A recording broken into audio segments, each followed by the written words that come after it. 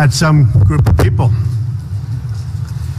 So we're going to be discussing something so important for our country, for our economy, and for getting us all working again and working well again. It's a tax reform that I think will make America strong and great again.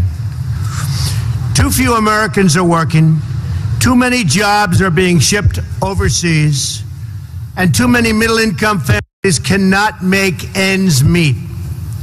This plan directly meets these challenges and the challenges also of business. It will provide major tax relief for middle income and for most other Americans. There will be a major tax reduction. It'll simplify the tax code. It'll grow the American economy at a level that it hasn't seen for decades.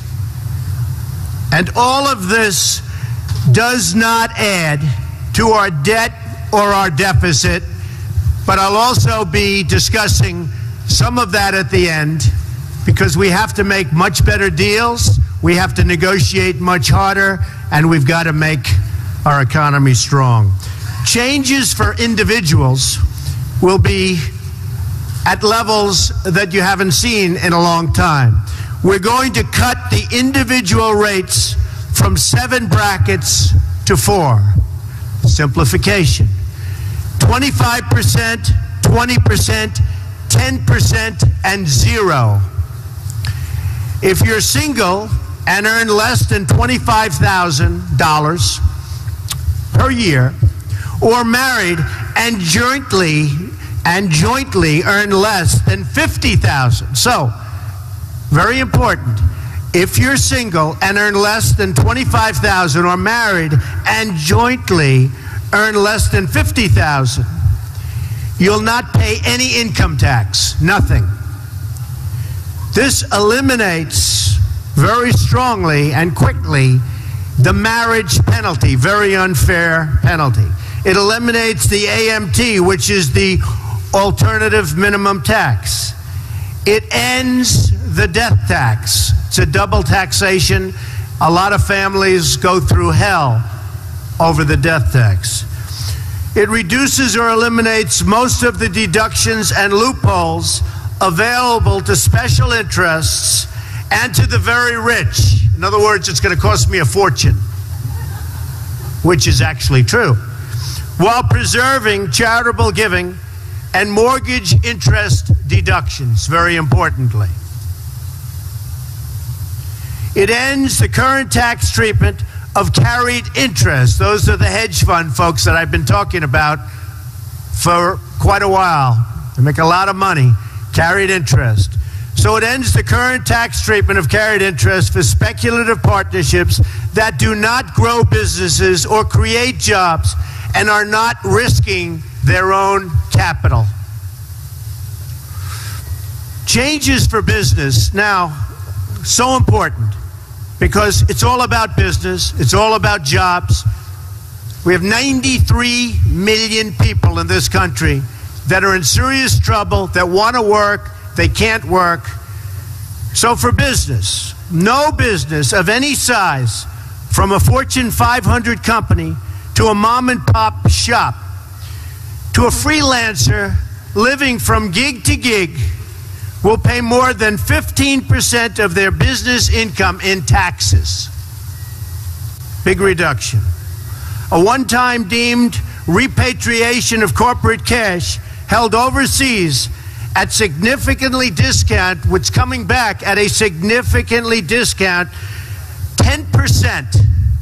So it comes back discounted at a 10% tax rate and ends the deferral of taxes on corporate income earned abroad. Now, it's called corporate inversion. It's a huge subject. I've been watching politicians now for years. All talk, no action politicians.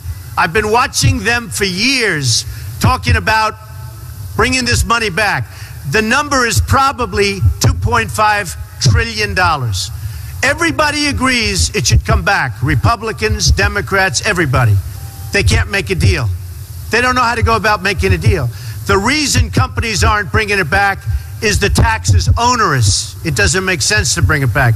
And in fact, many companies are leaving the United States. They're leaving our shores to go and collect their money. They're actually moving out of the United States for two reasons. The taxes are too high, and because they have tremendous amounts of money that they can't bring back into this country when everybody wants them to bring it back in. It's called leadership.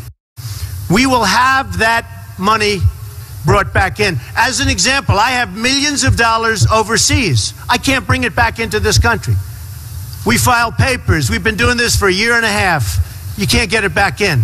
So the money stays in other countries, and that's what happens. Not good for us. The level of leadership that we need to get things like this done is so important. But this is something, and I've been watching it for a long time, everybody agrees to. We also reduce or eliminate some business loopholes, many of them actually, and deductions made unnecessary or redundant by the new lower tax rate on business income. The tax rate now is so low that a lot of these deductions, which are complicated, which don't make sense, and which are unfair, are gone. And we phase in a reasonable cap on the deductibility of the business interest expense. So we are going to give you, we have a very complex set of papers that actually, if you know business, is not so complex. And we're going to hand them out right now to the press. And I think you'll see, we have an amazing code. It will be simple, it will be easy, it will be fair. It's graduated. As you get up in income, you pay a little more. Some of the very unfair deductions that certain people have been given who make a lot of money will not be available any longer. But I actually believe they'll do better because I think the economy will grow. It'll grow rapidly, and we'll have something very special. Now, with all of that being said, and before we take some questions, we have to cut the costs of what's going on in this country. If you look at what we're doing and the money we're spending, I read where a washer, you know what a washer is? Nuts, bolts, and washer. To send from one state to another, it was a 19-cent washer, and it cost $900 and some odd thousand to send it from here to there. And there are many examples. Hammers that cost $800 that you can buy in a store for a tiny amount of money. We will run this country properly. There is so much money to be saved. We're reducing taxes, but at the same time, if I win, if I become president, we will be able to cut so much money and have a better country. We won't be losing anything other than we'll be balancing budgets and getting them where they should be.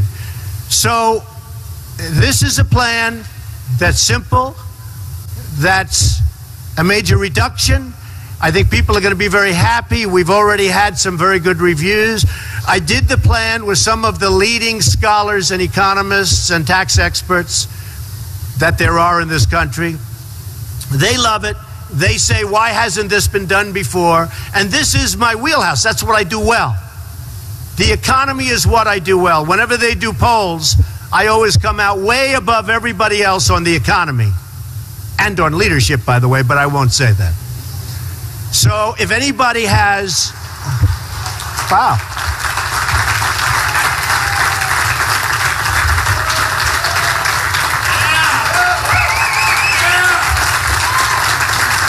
Thank you. That's amazing. That's some of the press was actually clapping. I never saw that. I don't think I've ever seen that before. All right, why don't we take some questions from the press? Yes, go ahead. No, I'm not going to do that yet. I have to get their approval. But we have some of the top people in the country worked on this. Well, we're looking at a 3%, but we think it can be 5, it could even be 6. We're going to have growth that will be tremendous. And by the way, if we have more than 3, these numbers are really spectacular. And one of the things that they don't take into account in any big league fashion is the cutting. There is so much waste in government that I believe when I get in there, I'll be able to cut, without losing anything, to cut tremendous amounts off of the, and we're not even showing anything for that. So they're very conservative numbers. Yes, Sarah.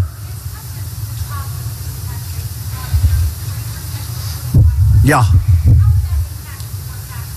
My taxes will, first of all, I have a much simpler tax statement. It'll be much simpler. When I do my return, it'll be my returns go up to the ceiling and beyond, which is ridiculous. And you spend millions high level on lawyers, accountants, and everything else.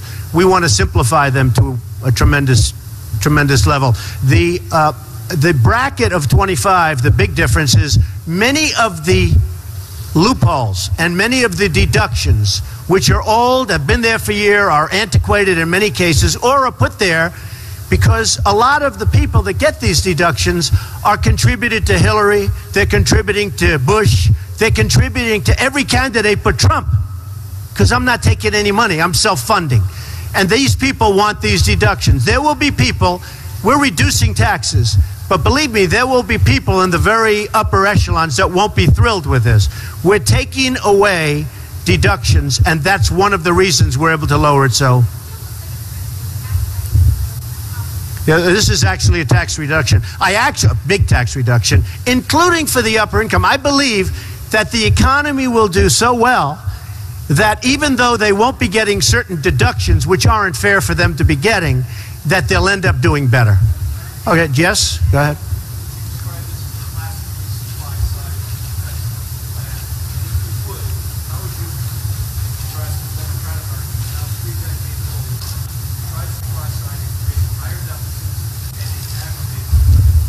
I just think this is a common sense approach. You know, we could say supply side, you could say there's 15 different names given out for different kinds of reductions or increases.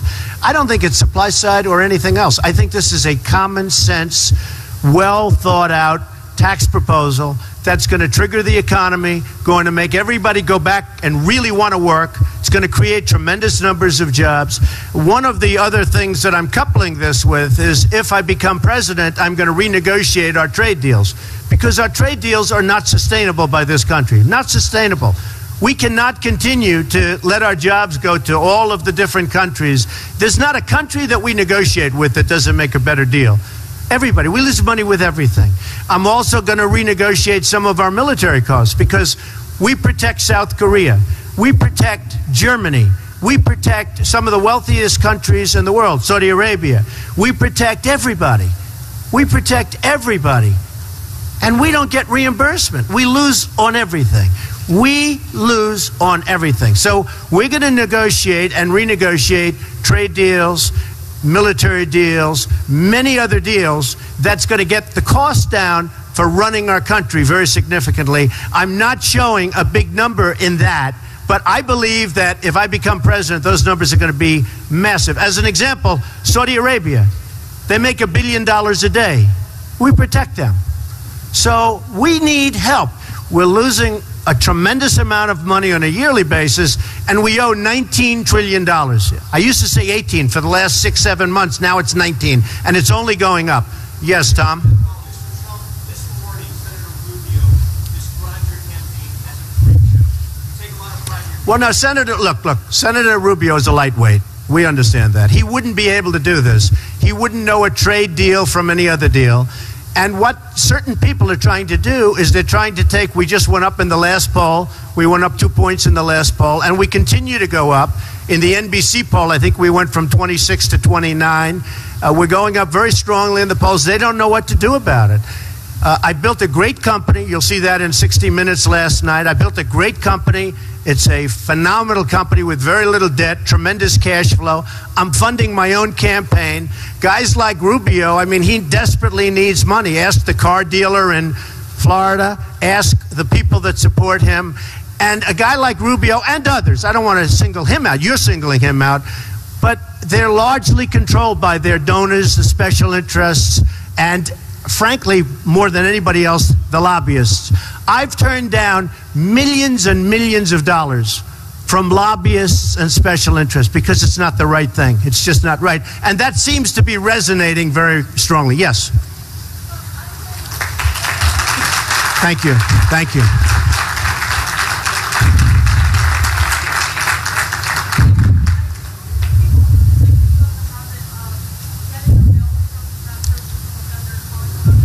I negotiate. It's true, I do. I get bills from people and I negotiate. Well, is that a bad thing? The country should do that. Yeah, I would. I'd bring that same attitude to the White House. It's true. She said, I have a habit. When you get a bill, you call up and you negotiate. To me, that's a compliment. No, I want to take that thinking to the White House. I would bet you we could save 20.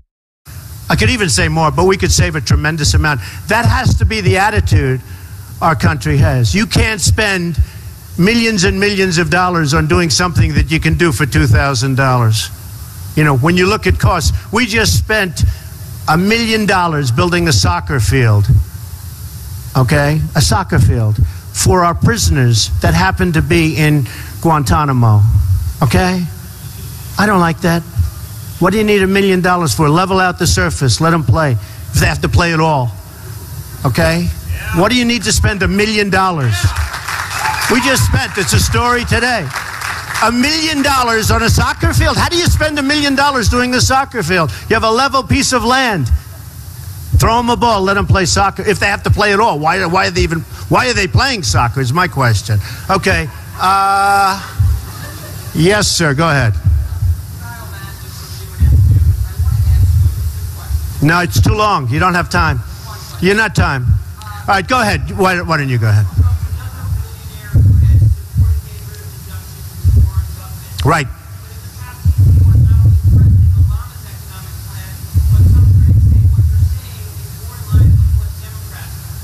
No, not at all. We're lowering taxes, which the Republicans love. And I think one of the reasons I am doing so well in the polls, and one of the reasons I'm doing so well when it comes to the economy in all polls, is that this is the thinking. No, we're lowering taxes very substantially, we're simplifying, and we're getting rid of deductions that are actually obsolete that certain people want to keep for certain reasons. So no, that's not true. Yes, sir, go ahead.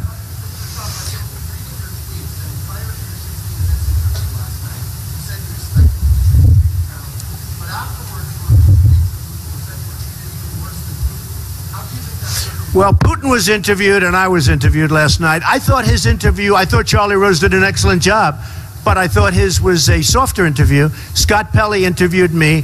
I thought Scott was terrific. I mean, it was a tough interview, but I thought he was very fair. And I thought the piece was very good. Yeah, go ahead. Why is he harder on me than Putin? I would say because Putin is a nicer person than I am. Okay, go ahead.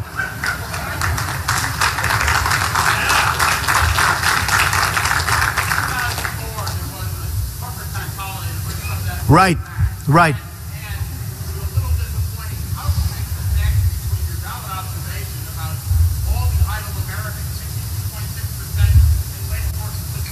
It's the worst in 36 years. Okay.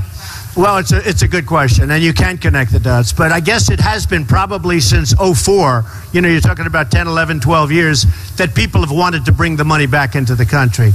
And again, it's called corporate inversion. And a lot of times the corporations are moving out and they're going to other countries, taking jobs. And now we have a really big problem because we have serious companies, very large, very prestigious companies, as you know. Obviously, you know something about business. But we have major companies looking to move out of the United States. You know, it used to be they'd move from New York to Florida, they'd move from New Jersey to Texas or whatever. Now they're talking about moving from the United States to Ireland and to England and to other places, to Spain, where they get treated differently and, frankly, better.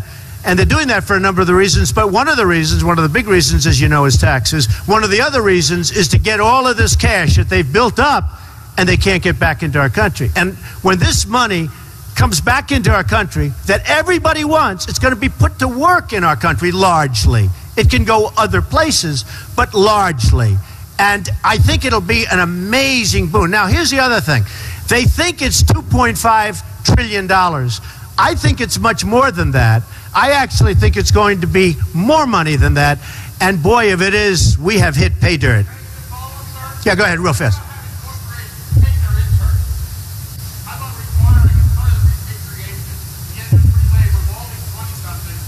Well, you know, when you end the repatriation, when you get the money coming back in, beyond, tremendous things happen. Sarah, go ahead. Well, I'll be announcing that in the not too distant future. But I will tell you, I've been honest. I'm the only one that's honest about this thing. I watched Romney and I watched, I pay so much tax, I pay so much tax. I watch all politicians and they say, I fight like hell to pay as little as possible. Can I say that? I'm not a politician. I fight like hell, always. Can I say that? I'm not a politician. I fight like hell, always. Because it's an expense. And you know, I fight. I have the best lawyers and the best accountants, and I fight and I pay.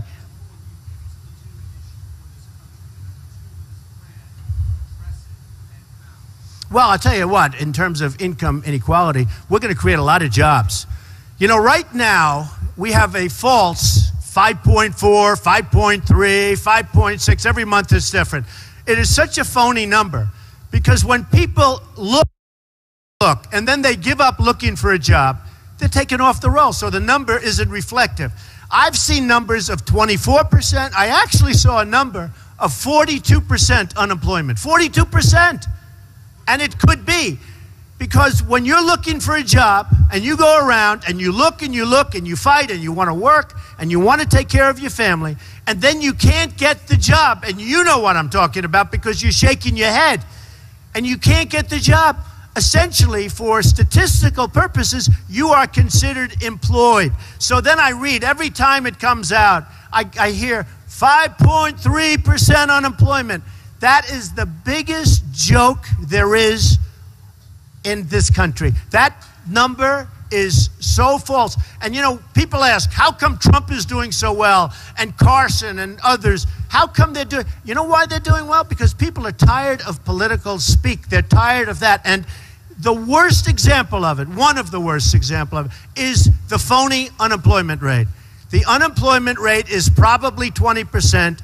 But I will tell you, you have some great economists that will tell you it's 30, 32, and the highest I've heard so far is 42%. There's anger out there at the job picture. Now, one other thing. With that being said, China, Japan, Mexico, Brazil, these countries are all taking our jobs like we're a bunch of babies. That will stop. People will treat us fairly if I become president. We are losing our jobs, we're losing our base, we're losing our manufacturing. All of that will stop. Yeah, go ahead. Well, this is number one, it's simplification. Number two, what I'm really doing is the big picture, because corporations now are going to start having an incentive to create jobs. They're going to have an incentive also to stay in this country. They're going to spend, well, if they provide bigger dividends, people are going to have more money to spend. So that's not so bad either. If a corporation gives out a bigger dividend, that's great. Mr. Jones gets a bigger dividend, he's going to have more money to spend in the economy. So that's good. Yes, ma'am. Should Chris Christie what?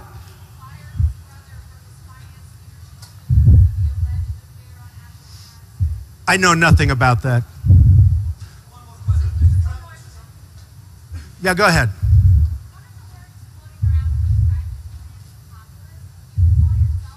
No, I'm not a populist. No, I'm not.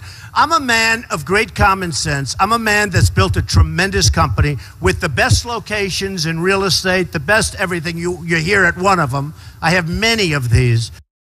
A great job. I've employed tens of thousands of people. I employ now thousands and thousands of people. I've done a good job, but I wouldn't say populist at all. I would say I'm a man of common sense. I'm cutting taxes. I'm going to create a lot of jobs. I'm going to get rid of a tremendous amount of waste. And I'll tell you what, the waste that I get rid of,